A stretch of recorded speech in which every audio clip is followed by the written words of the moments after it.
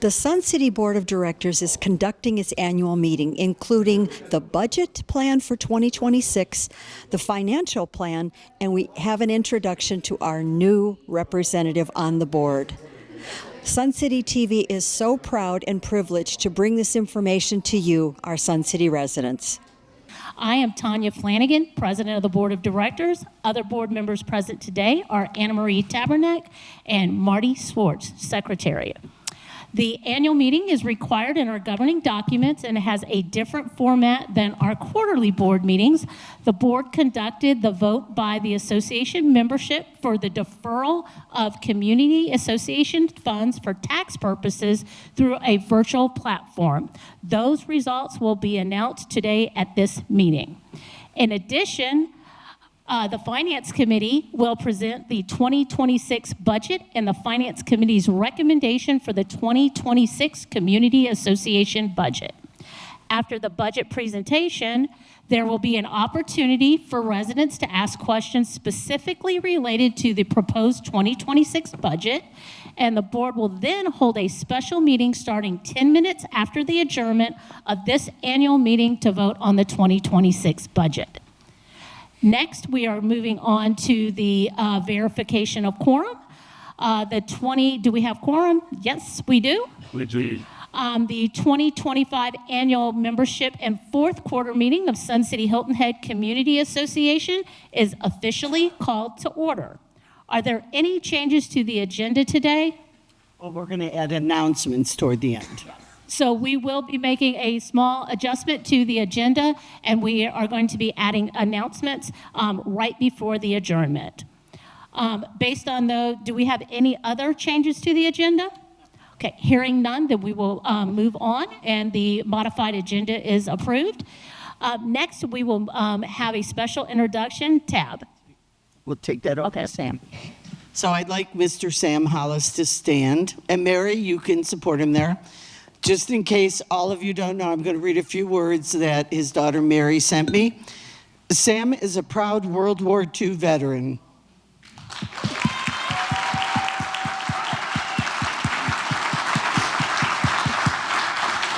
He also recently celebrated his 100th birthday. Yay! Happy birthday! So Sam was born in 1925 in a small town of Mayfield, Georgia. I'm from Mayfield Heights, Ohio. Isn't that weird? Okay. And he was drafted into the U.S. Armed Forces at 17 years of age, shortly after graduating from high school. He was inducted into service at Fort McPherson, Georgia, and deployed to the European theater during World War II, so I'm sure you saw plenty then. As a member of a replacement and supply company, Sam's played a vital role in supporting the Allied forces near the front lines. He first landed in Liverpool, England, and arrived in northern France via Normandy Beach 2 weeks after D-Day. From there, he traveled by boxcar, I bet that was exciting, with 40 men and 8 horses to a position just outside the Battle of the Bulge, which we all hear about, but I've never seen it, where he was then stationed for the duration of his service, helping deliver essential supplies to troops at the front. After the war, Sam pursued higher education with the same commitment he showed while serving our forces. He earned his undergraduate degree from the University of Georgia, followed by a law degree. I did not know he had a law degree, so congrats to you. He later became a certified public accountant and went on to build a distinguished career in Atlanta, Georgia, a city that he called home for more than 4 decades. It was in Atlanta that Sam met the love of his life, Mary Sheely Hollis. You can stand up, Mary.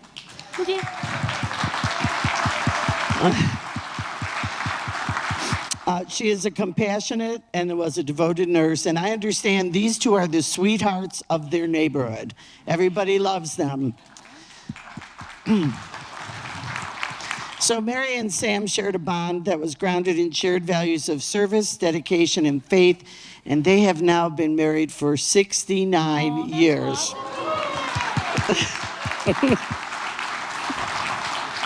Together, Mary and Sam built a rich life in love, family, and they have 2 daughters. We are proud to have Sam here today to lead us in the pledge and to recognize him as a member of Sun City. Awesome. So if you'd all please stand, the flag's up front, and Sam will lead us in the pledge. I pledge allegiance to the flag of the United States of America and to the republic for which it stands, one nation, under God, indivisible, with liberty and justice for all. Sam, turn around and face the audience so they could all see you.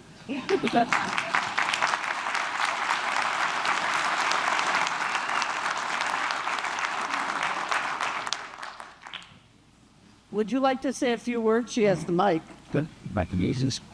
Would you like to say anything, darling? Appreciate all of the attention I've been getting for doing my 100th birthday. So I appreciate everybody.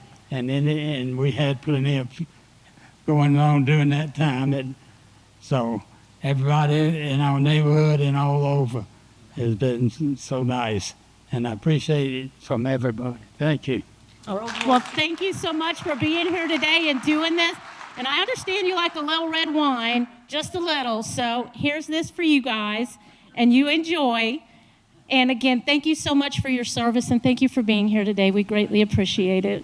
Thank you. And yesterday was Veterans Day, and our veterans had a great ceremony. Could I ask every veteran in the audience, please stand? Be recognized.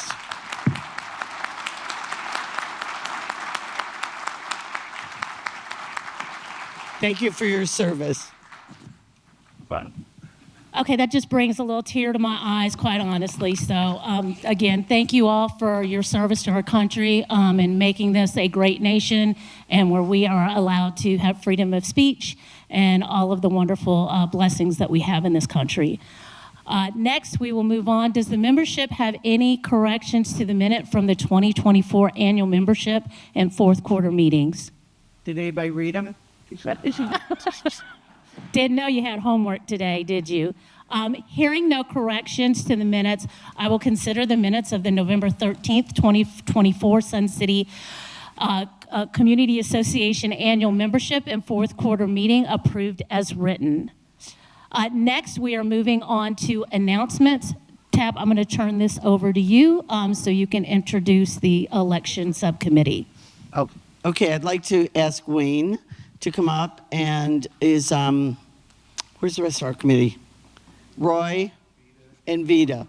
These are your members of our election subcommittee. They did a lot of work to get things organized so that people running for the board and the NRs and the ANRs would know what was expected, and they maintained the timeline. And I can't forget Jean, who runs roughshod over everybody. Yes. So Wayne will announce the results of the election. All right, so my name is Wayne Porter, and I'm going to let you know that Greg Card was elected as the voting member for the board of directors from the recent election we had. Greg, would you stand up so everybody knows who you are? And also, I would like to, if you would stand, Joe and Joe Passamont and Jim Pierce, are you here? All right. And I want to thank them both for their willingness to run in this election, and thank you for your support here in Sun City. So thank you. We also have a list of all of the neighborhood NRs and ANRs that have been elected, and I'm not going to read them because most of the names I probably couldn't figure out how to pronounce, but they are listed here, and they will be posted on the Sun City website, and they will also eventually be on the Resident Advisory Council Board Appointed Committee site as well. That's all I got. Thank you guys very much. We really appreciate it. Thank you for helping us with that. Next, we wanted to start something new this year. we have staff members here, and we wanted to present to you the commitment, the dedication, and I think some of you'll be surprised at how long some of our team, our members, have been here with us today. And again, it just shows their dedication to this community and to you, our residents, and the staff as well. Linda Eccles, if you're here with golf, 25 years of service to the community. Thank you so much. Next, we're going to go to the 20 years, Josephine Taylor and Victor Cove. Thank you. We also have 15 years of service. We have Isaac Evans, Dietrich Green, Debbie Kirkwood, Robert Washington, Michael Denny, Tina Carrillo. Can you guys stand up if you're here, please? Watch it.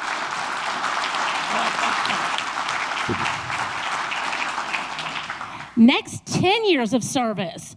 Denise Damingling, Jean Harless, Pamela Reading Smith, Timothy McLaughlin, and Gail Hodge.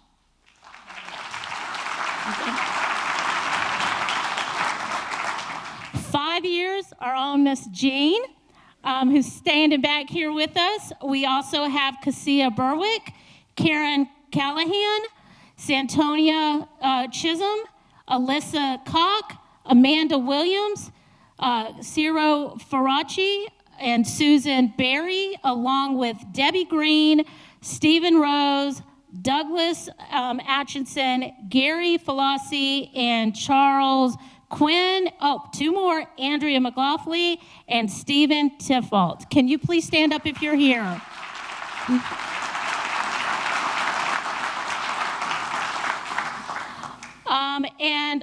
I had a fefew missing. I'm sorry about that. We also have Douglas Houston, Henry, I'm going to butcher this last name, Alinsky, Susan DeBelias, Lawrence DeBelias, and also Jeffrey Cabral. Please stand up if you're here.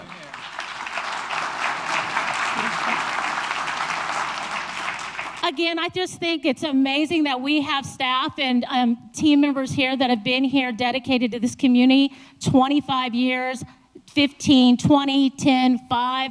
It just, again, shows this is a great place to work, and the level of dedication our employees and our staff have to you, our residents in the community. So again, please give them another big round of applause.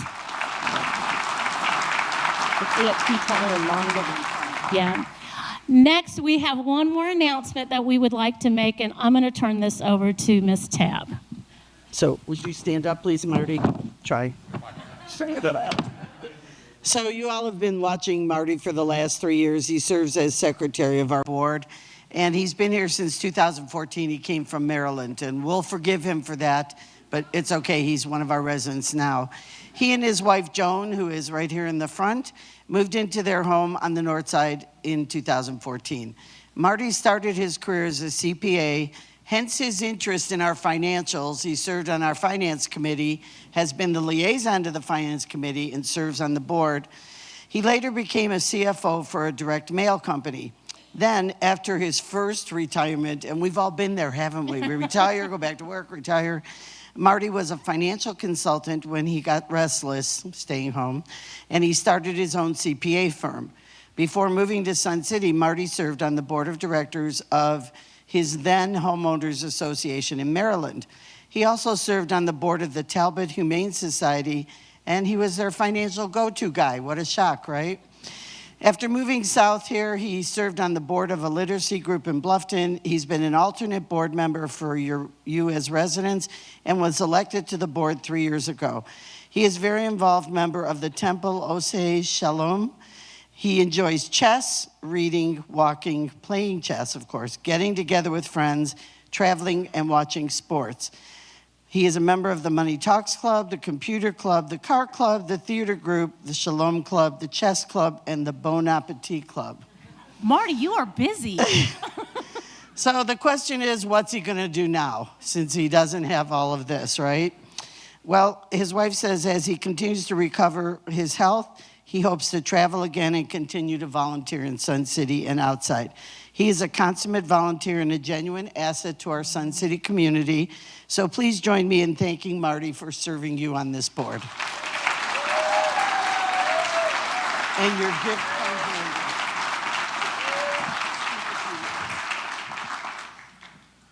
Well, first of all, I wasn't told until a couple seconds ago. Yeah, so I want to thank everybody who has supported me, both when I was active and this past year when I've been, for the most part, ill. So it's been quite an experience, and I don't regret I did it. So thank you again. He's one heck of a guy, y'all. He really is. He's an amazing individual, and we're very fortunate for him to have volunteered his time to the community. And you're a friend of all of ours, Marty. Thank you. And he will serve on the Finance Committee starting next year. Yeah. Glutton for punishment.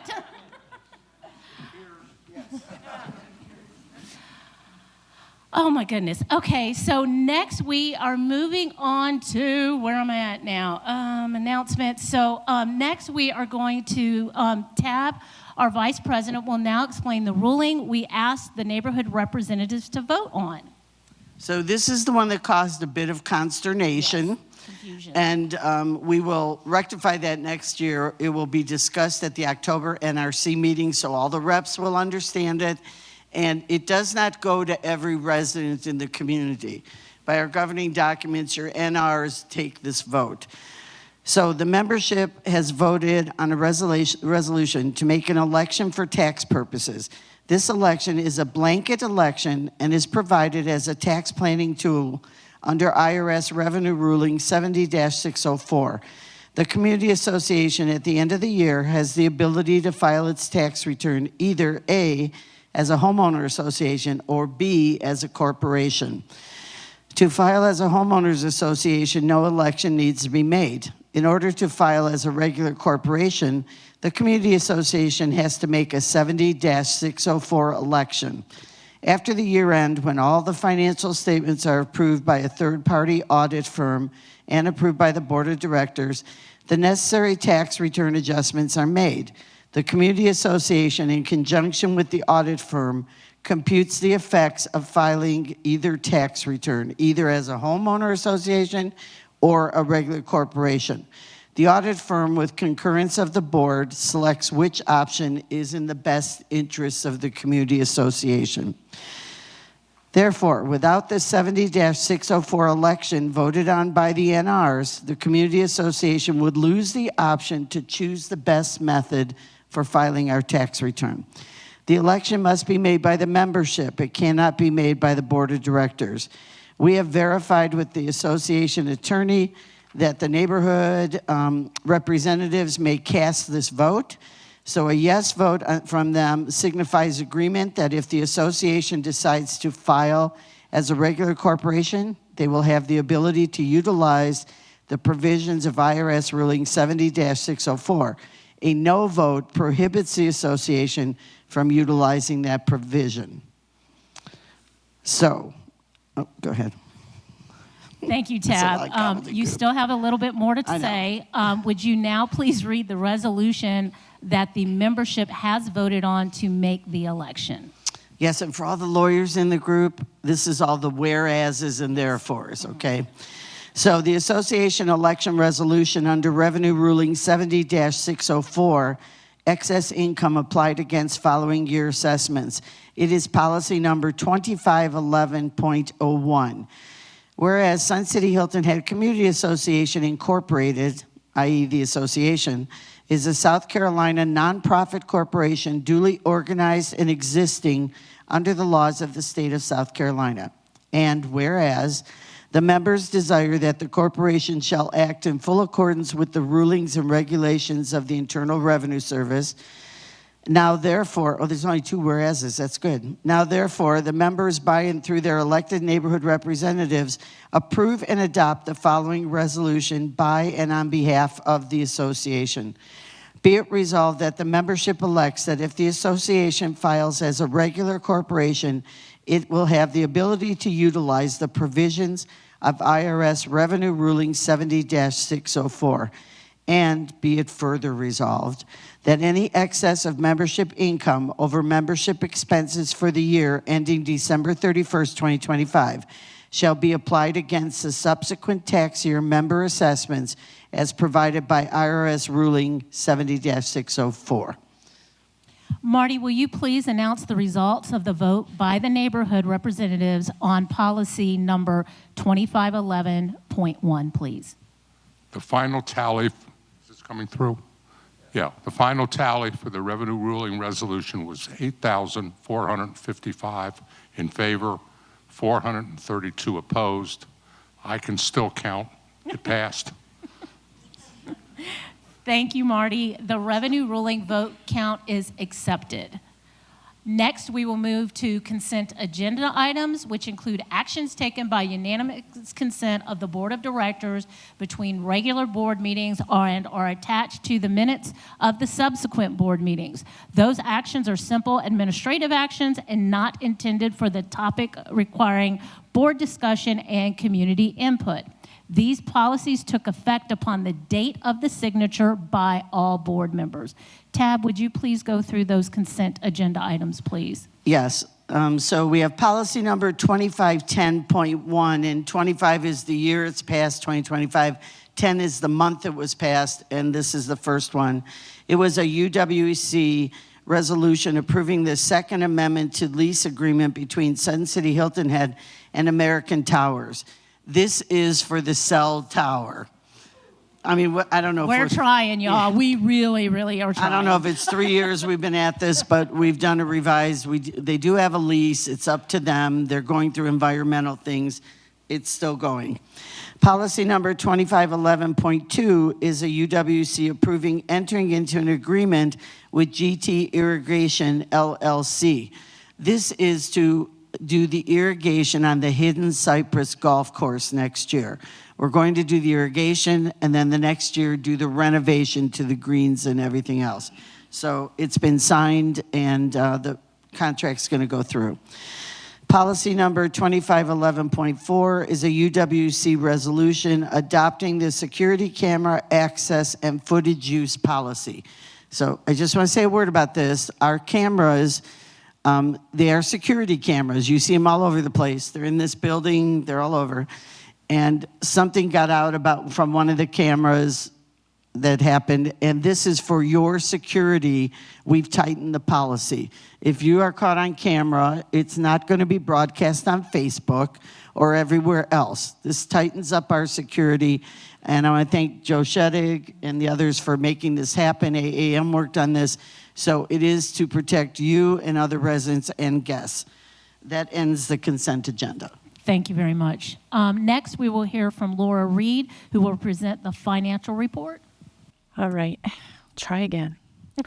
All right, I'm pleased to present the financial results of the Community Association for the month ended September 30th, 2025. Revenue year to date is $24,461,000, which is approximately $29,000 favorable to budget. The favorable variance is primarily the result of greater than anticipated resale home closings, greater than anticipated overall fitness revenue due to participation, which offset the unfavorable golf and lifestyle event revenue as a result of lower than anticipated play and cancellations of events as a result of weather. At September 30th, the total home closings were 178 compared to a budget of 182, and the cumulative home closings as of September 30th were 9,593. In addition to the new home sales, there were I lost my place here. In addition to the new home sales, there were 392 resale home closings compared to a budget of 338. The resale home closings have generated approximately $1.3 million in community enhancement fees to help fund the reserve account.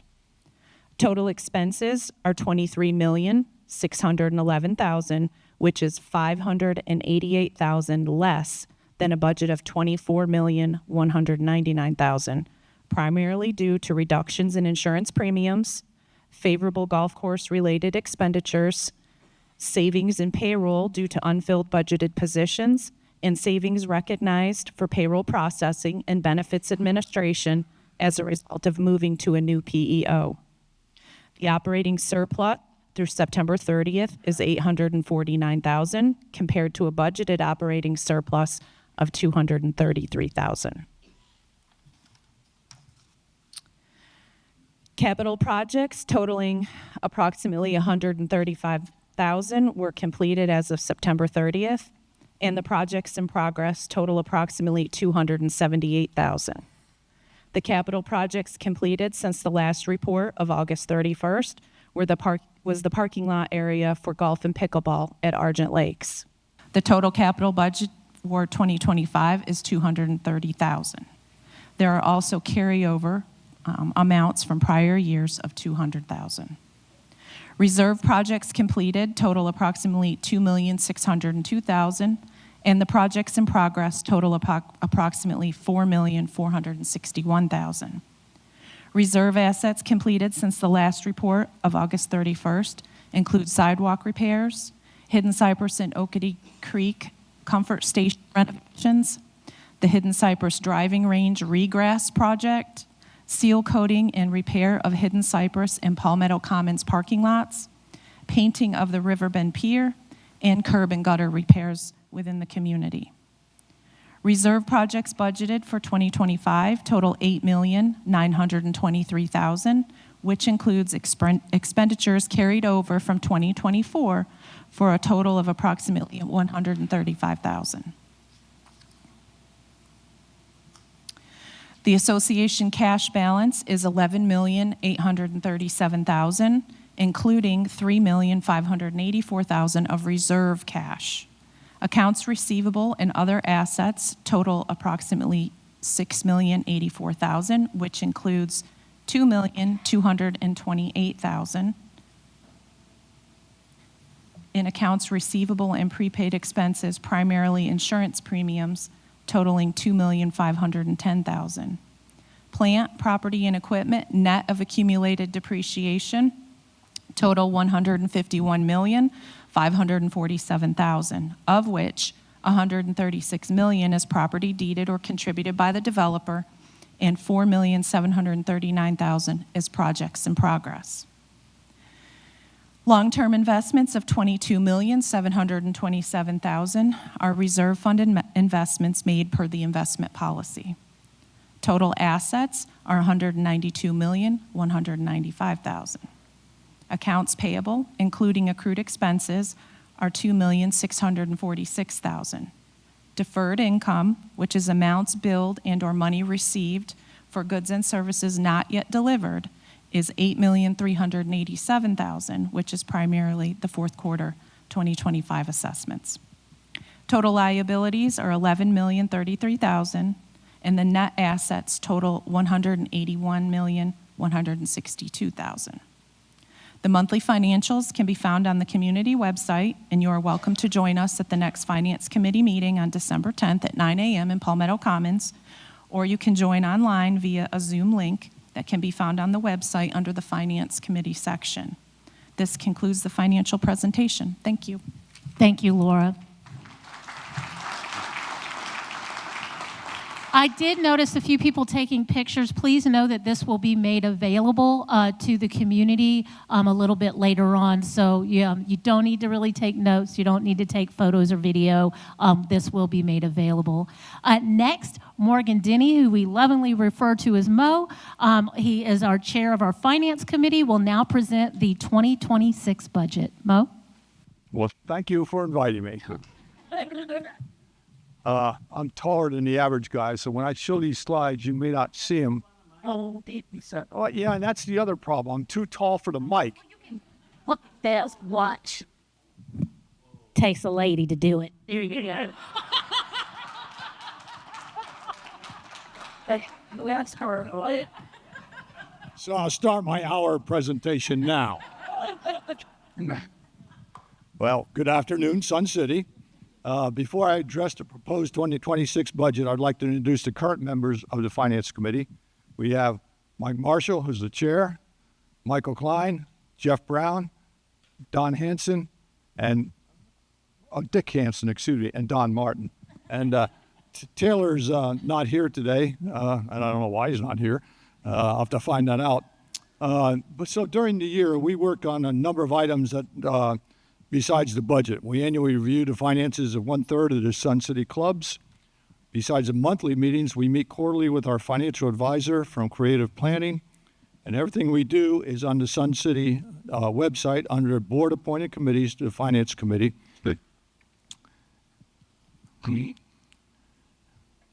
To include the minutes, the reserve account quarterly reports, the budget. So once this budget is approved, that will be within the Finance Committee website or part of the website.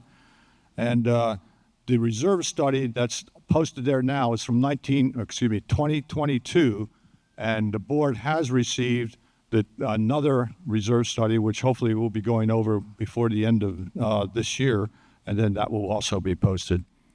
Last year, when I was invited to come to speak, I stated the board had tasked us with finding a new insurance broker.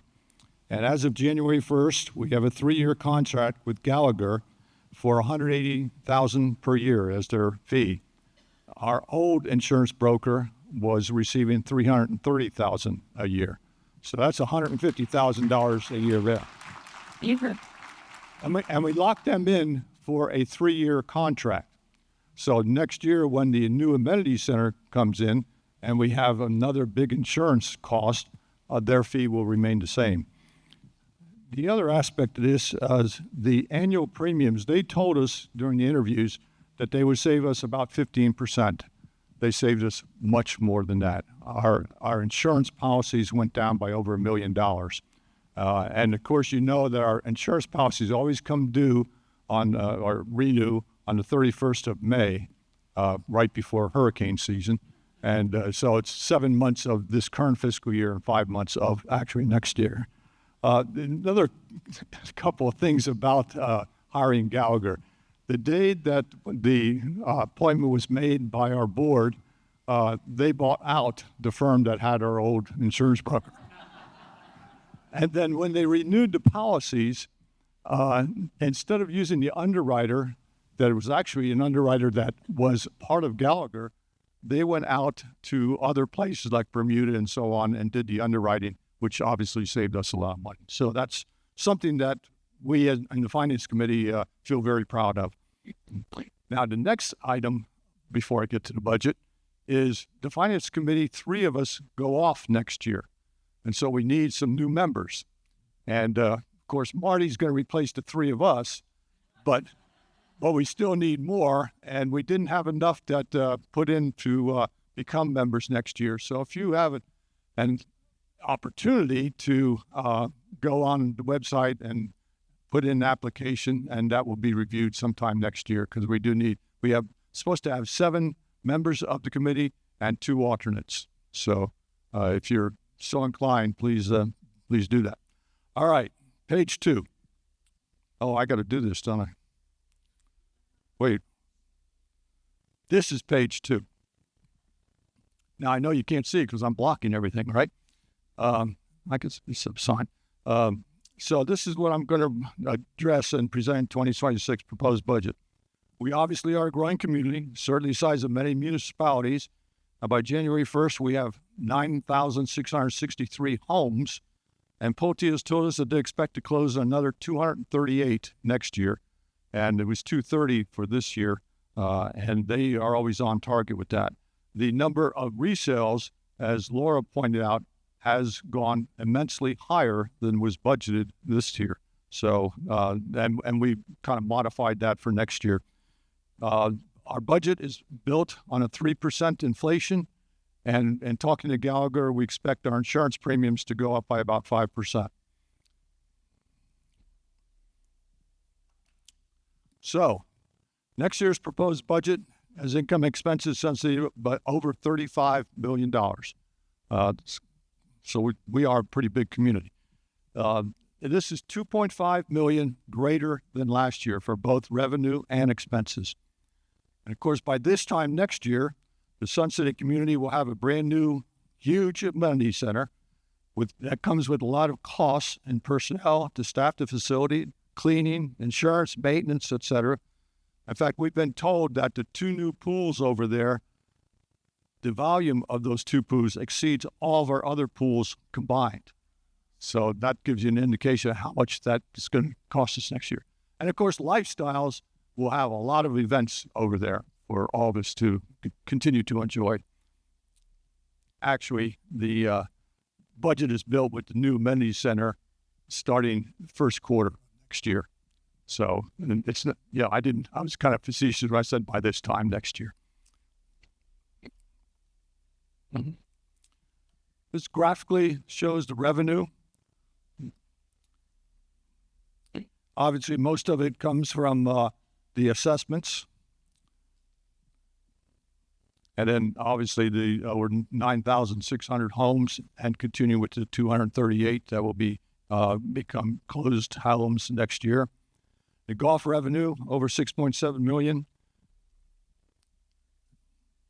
And the other assessment is for the managed neighborhoods where we pay for lawn care and so on. And these percentages don't change much. They're the same as last year. This shows highlights the amount for the assessments. And then, as you know, part of the reassessments go to the reserve fund and see 4.9 million that. The golf courses, and then other revenue for when you get a ticket and that kind of stuff, and cost of sales. And so our total revenue is 35 million. Operating expenses, highest percentage as you would expect for maintenance and other administrative costs. And with the new amenity center, and contracts increasing, the annual percentage of maintenance has gone up by about 3%. This again breaks it down a little further, and the whole budget, once it's approved by the board, will be posted under the Finance Committee part of the website. Operating expenses, of course, are a large component. Personnel, we have obviously a lot of people working here. Golf course maintenance, and so on. The board of directors want the golf course operation to be essentially neutral, so their expense about equal expected revenue.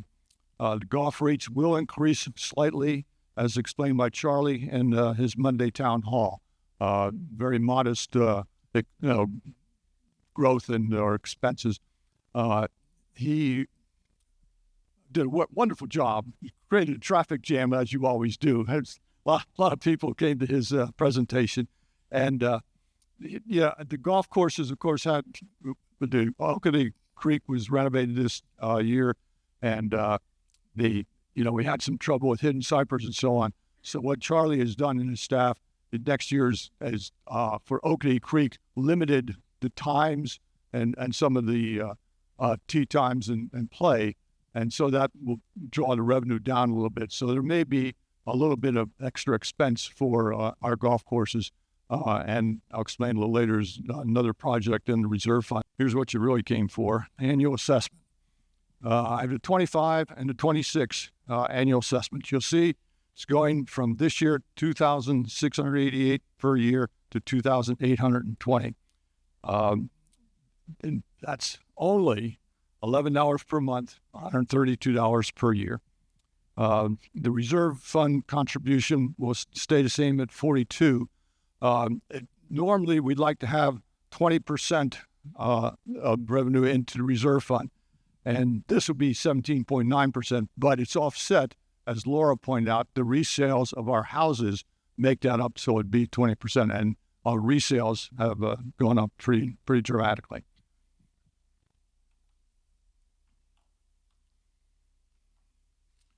So, showing for the last 5 or 6 years, you'll see that our assessment is going up by less than 5%, 4.9%. When you consider the insurance, the new amenity center, this is really a very good deal for Sun City. Underscores the financial strength and how well managed we are, and the fact that we are growing, we have to increase somewhat. Still a great value for what we have. very quickly, to go through the Duet and Villa assessments. Laura has already met by Zoom with all the different villas. Their assessments actually are going down somewhat from last year, and there's really no real problem here as far as we're concerned. The Duets over on the west side, there's 2 new communities over there, Fishery Bluff and Castnet Cove.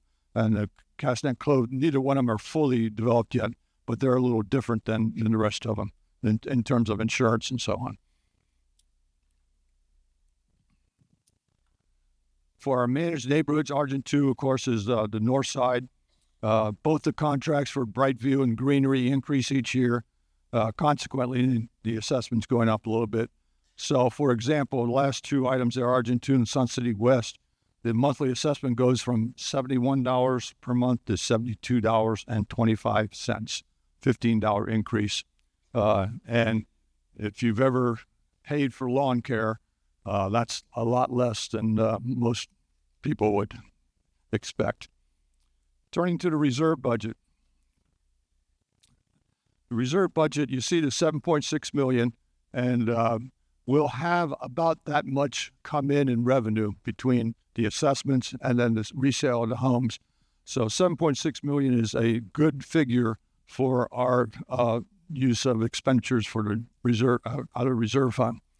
The largest reserve expenditure will be the Hidden Cypress Golf Course Irrigation Project. Contract's already signed, and they'll start in January, and that's a $3.5 million project. Also, there'd be $1 million for street resurfacing. The actual streets have not been determined yet, but there's $1 million in the reserve budget for that. And almost another $1 million is for a number of HVAC replacements in some of our older facilities. And then once the this is posted, all the reserve planned expenditures will be found in the budget. And as I said, another reserve study will be completed hopefully by this year. Capital budget, only one item for the capital budget. We've determined that 8 vehicles that come off of lease will be purchased. They have low mileage, and it makes a lot of sense to purchase them for $57,000. The 8 vehicles are mostly trucks from facilities, and golf has a couple of trucks and maintenance and lifestyles. But if we renewed the lease, it would cost us $98,500 yearly. So it's a no-brainer. Spend $57,000 and get it. And they're all pretty much low mileage trucks.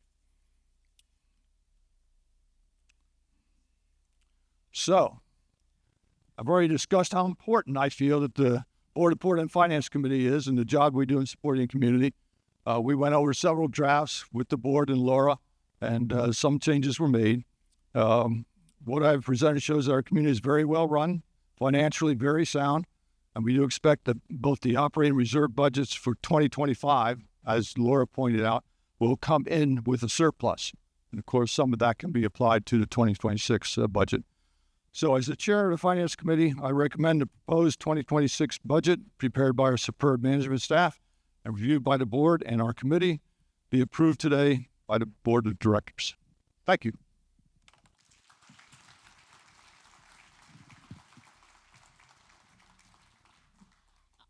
I, along with the rest of our board members, really want to thank the Finance Committee and also staff, of course. Laura, you did a tremendous heavy lifting along with the directors as well. But Finance Committee, thank you for all the hours and volunteering and the long meetings that we had. And we definitely had some courageous conversations as well. But I think that you can see and hear, we do have those courageous conversations sometimes, but my goodness, we really have a good time together. You heard the laughter, you heard the collaboration and the working together, which we definitely do. So when you see, needing volunteers and help with the committees, please join and volunteer to help. I think you get a lot back, but you definitely give as well a lot to the community. And just like, the discussion about the insurance and going out for that, Gallagher has been wonderful to work with. They really have. And that is, from the hard work and labor of our finance committee. So we definitely very much appreciate everything that they've done and all that they continue to do. So thank you on behalf of the board. And again, those directors and Laura that coordinated everything, thank you very much. You did a great job. You really did.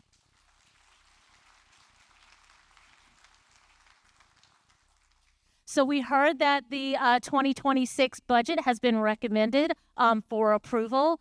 So at the moment, ladies and gentlemen, we're going to go into adjournment on this. So ladies and gentlemen, thank you for your attendance and your participation. If there are no other items to be brought before us today, I'll entertain a motion from the membership for adjournment.